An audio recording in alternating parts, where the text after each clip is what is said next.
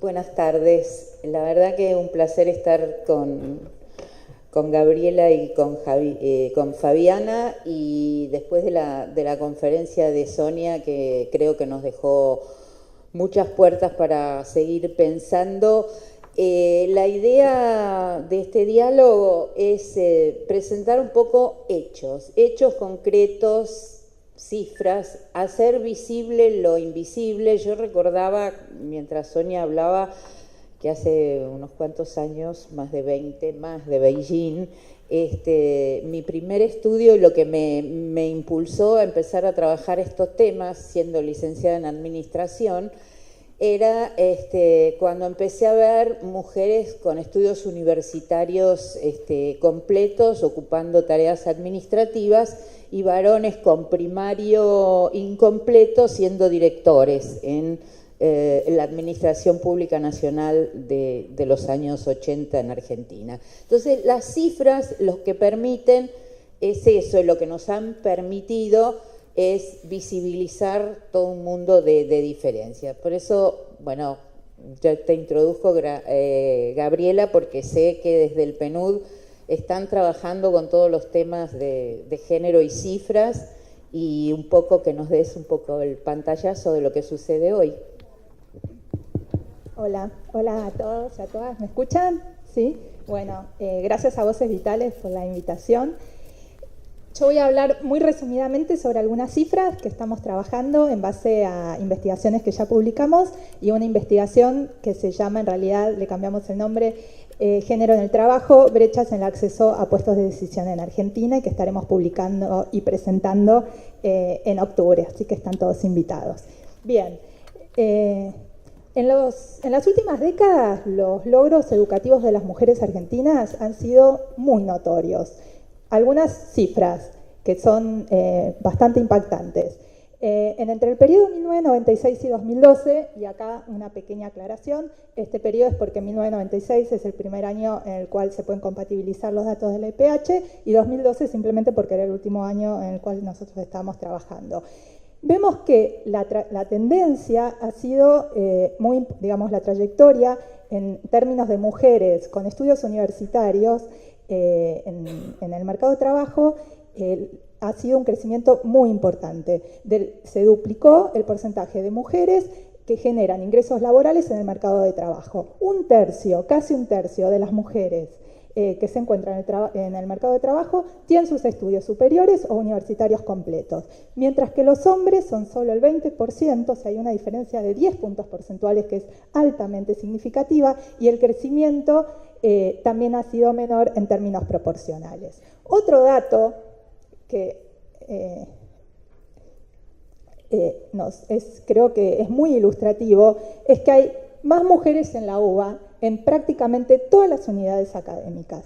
Y por otro lado, esto ha sido un crecimiento sistemático en los últimos 30 años. Nosotros desde el PNUD y en nuestras investigaciones hacemos tanto hincapié en los números absolutos como en las trayectorias, en las tendencias, como nos mostraba recién la colega de la CEPAL. Y las tendencias acá son muy significativas en el sentido de la sistematicidad en el crecimiento de estas cifras. En términos, digamos, en su totalidad, según el censo de 2011 de la UBA, el 60% son mujeres. Entonces, nosotros nos preguntamos, porque en realidad acá estamos hablando de las desigualdades entre mujeres y varones, pero sobre todo en el ámbito laboral. ¿Cómo se manifiestan estos logros educativos en términos laborales? Bueno, tengo muy poquito tiempo, pero vamos a concentrarnos en dos variables que consideramos centrales. Una es la brecha de ingreso. ¿Qué nos dicen los datos de la IPH del periodo casi prácticamente de las últimas 2 décadas? Y en eso también hay una digamos, muy buena superposición respecto a la exposición anterior, que las brechas de ingreso persisten, digamos, la preocupación sigue estando, pero han disminuido. Y han disminuido en el conjunto de las trabajadoras en estos 16 años, pero muy especialmente entre las mujeres con estudios superiores y universitarios completos. Lo que nosotros estamos viendo acá son los ingresos promedios totales. Ahora bien, Cuando nosotros hablamos de brechas de ingresos horarios promedio, las brechas se reducen más aún. ¿Y qué es lo que nos está mostrando esto? Está evidenciando la dificultad, como se comentaba en la exposición anterior, de muchas mujeres de acceder de forma más plena al mercado laboral. Esta dificultad se manifiesta especialmente entre los sectores más vulnerables, pero también está presente entre mujeres con altos grados de niveles educativos formales. La otra variable que nosotros consideramos central y que es la variable, digamos, en la cual más desarrollamos en nuestra última publicación, es las disparidades en el acceso a puestos de decisión en el ámbito laboral. ¿Qué ha sucedido en el periodo 1996-2012? Y creemos que las tendencias son muy interesantes.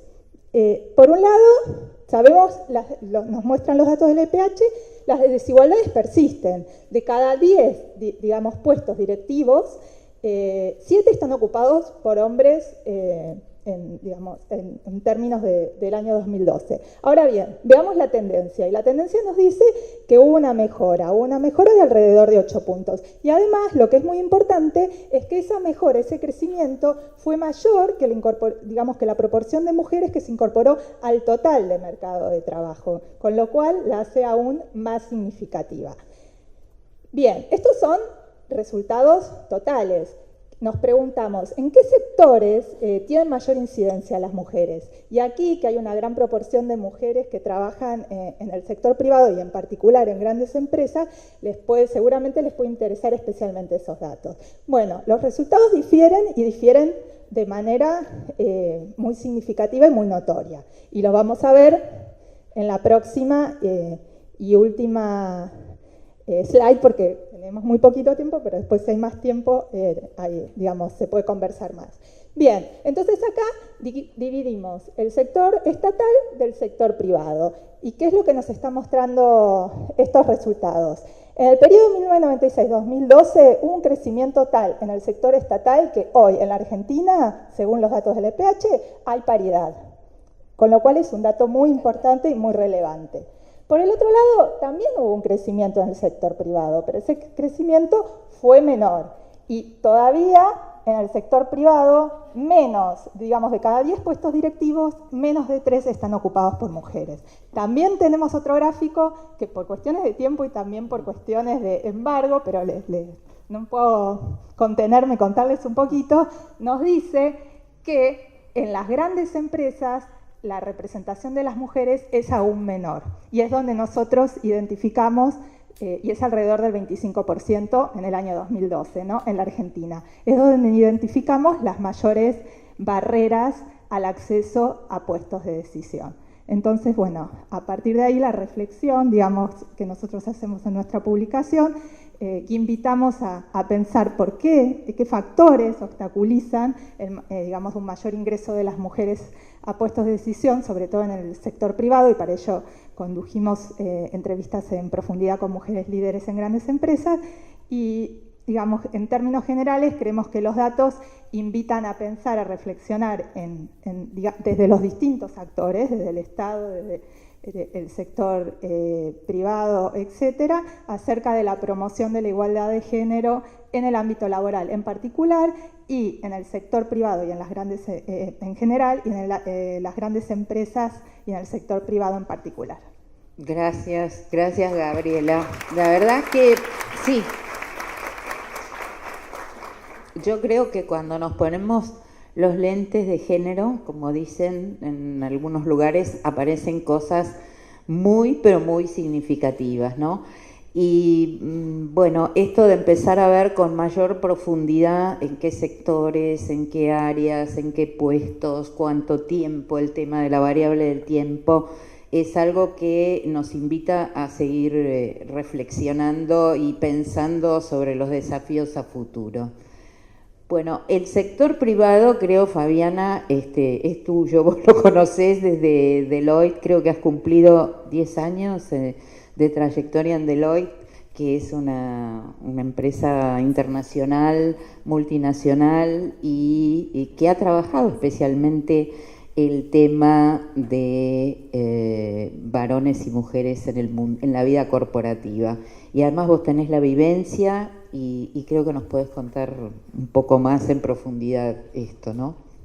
Bueno, después de Sonia y Gabriela, no sé qué voy a decir, porque me parece que si bien este panel está vinculado con cifras, creo que mucho se ha dado y las empresas son un reflejo de la sociedad, no es que están aisladas. Esto que decía Gabriela, en general Latinoamérica y en Argentina en particular, es muy difícil, los números evolucionan permanentemente.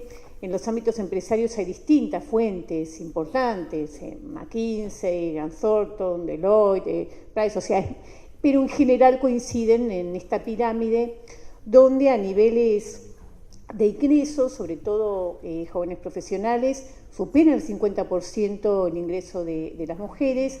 A niveles gerenciales están entre 25 y 30%, como decía Gabriel, uno cada tres.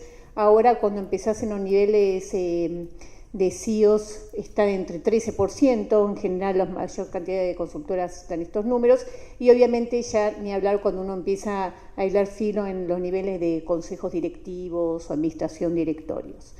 Ahora, yo quería traer para complementar, ¿no? Un poco, cambié un poco el orden de todo para complementar y no volver a ser redundante, dos cositas. En primer lugar, ¿por qué las empresas les interesan estos temas? Vamos a ser sinceros, las empresas no son fundaciones, ¿no? Las empresas buscan su crecimiento, las mayores ganancias, etcétera.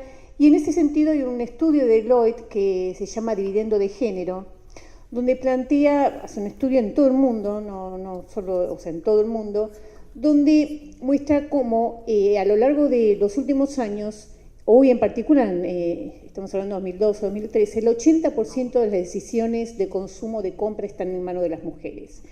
Esto tradicionalmente uno podría decir, bueno, va al supermercado. Acá hay un concepto, y perdonen mi informalidad, pero el concepto de que, bueno, algunos hombres también van porque ayudan a las mujeres, ¿no? Creo que un paradigma a cambiar no es que ayudan, ¿no? Uno tiene que complementar y colaborarse mutuamente, pero aún no solo en consumo masivo, como podría ser el supermercado, sino hasta financiero, ¿no? Esto baja un poquito más, 70%, en automotrices 60%, o sea, ya empiezan a tener un poder de decisión en el consumo mayor para las empresas, que sus clientes en gran mayoría están siendo mujeres. Esto implica tener una mirada diferente en su corporación, en sus mandos directivos, de manera tal de poder entender al consumidor final. Adicionalmente a este factor de consumo, además, ustedes saben que ha crecido casi un 40% los ingresos de las mujeres en los últimos 10 años, o sea, en reflejo a esto de los números que mostraban, las cifras que mostraban Sonia y Gabriela. Pero por otro lado, esto desde el punto de vista de negocio, de consumo, de cliente, también desde el punto de vista de talento, como decía un poco Gabriela.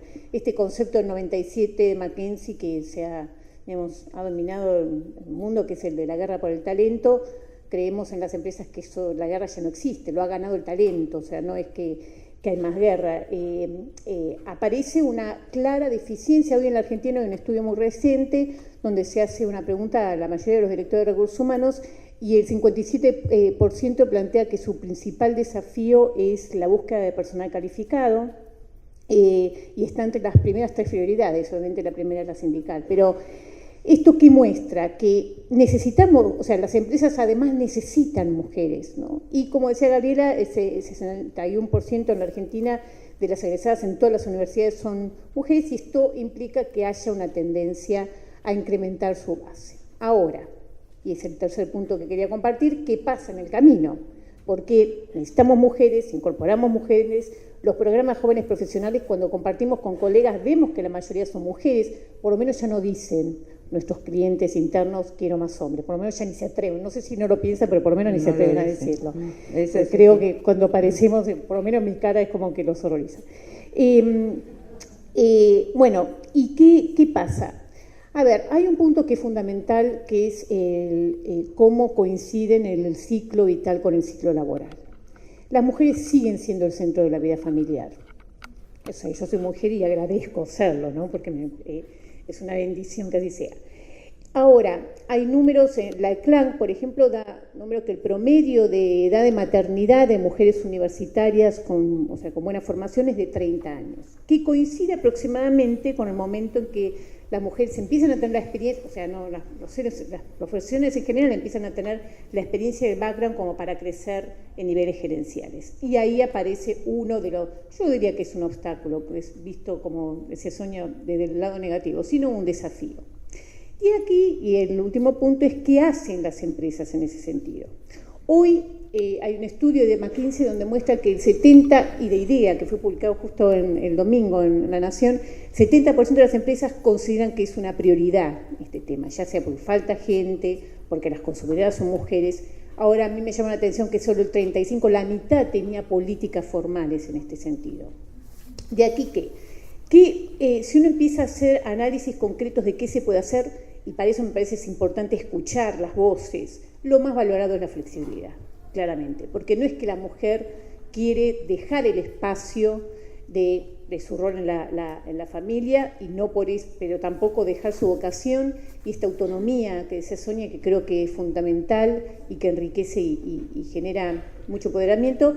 Y bueno, y ahí empiezan fundamentalmente políticas de flexibilidad, y por otro lado, políticas muy claras de igualdad en todas las prácticas y los procesos.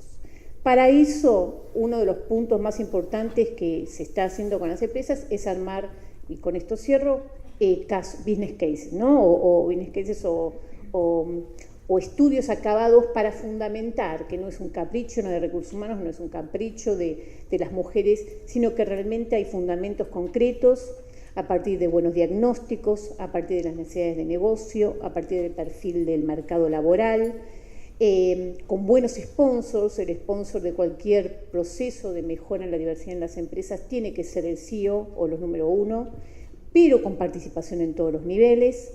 Y a partir de eso, esto es un cambio cultural donde en realidad a la larga uno va viendo de a poquito, porque, perdón, un último dato, leí el otro día que es un estudio de Deloitte, que hay un estudio que muestra que la mirada es que si seguimos con estos niveles de crecimiento a posiciones de CEO, recién en el 2035 vamos a tener un 20% de mujeres en puestos decisorios. O sea que es como... Bueno, está bien, porque la OIT hace unos años decía que se necesitaban 470 años. Vamos bajando.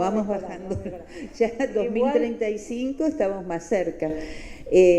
Pero bueno, básicamente eso. Nada va a pasar, no es voluntarismo, tiene que haber prácticas y políticas. Hay una conciencia de negocio de que esto es una necesidad, tanto por la necesidad de gente como por el consumo y los clientes. Sí, bueno. La verdad que en esta hora que ya llevamos acá, se han dicho cosas muy, muy interesantes, temas que en sí mismo encierran una cantidad de estudios, de trabajo, de investigación y de realidades concretas, como fueron la que planteaba Sonia desde la mirada regional y la nuestra desde lo local, del sector público y del sector privado. Bueno, yo no puedo dejar de poner también mi cuota de investigación sobre un estudio de mujeres CEOs que hicimos en 17 países de Latinoamérica y de aportar algo también acá, en la cual se veía muy claramente que los perfiles de la mujer que ha llegado a los más altos cargos de decisión en empresas privadas es un perfil exactamente igual al del CEO varón, en perfiles, no hablo de estilos de liderazgo, ni de subjetividades, ni demás. Es una mujer que tiene en promedio 48 años, obviamente hipereducada, con máster y posgrados, pero en carreras, y esto sí también quisiera ver cuando nos metemos que el 60% de las egresadas de la UBA son mujeres, y solamente el 20% en las ingenierías y el 1% en ingeniería mecánica, por ejemplo, para tirar un dato. Pero bueno, son las carreras que han seguido estas mujeres que han arribado a los más altos puestos que tienen en general los CEOs varones también. Y un dato significativo, apuntando a lo que señalaba Sonia de la variable que es clave, que es el tiempo, trabajan más de 55 horas semanales, viajes continuos, etc. Bueno, jornadas laborales de más de 55 horas o 60 horas semanales implican un concepto de trabajo que creo que también es algo para debatir, y obviamente lo planteo como desafío para todas las voces vitales que están acá, que es una resignificación de lo que es una trayectoria laboral, de lo que es el trabajo, de cuántas horas calentamos la silla o tenemos que trabajar. Son temas que me parece bien fundantes para los nuevos paradigmas que se vienen, como los que planteaba también Sonia respecto de los temas del medio ambiente y de la integración de las miradas diversas de varones y mujeres que hacen a un mundo más equitativo.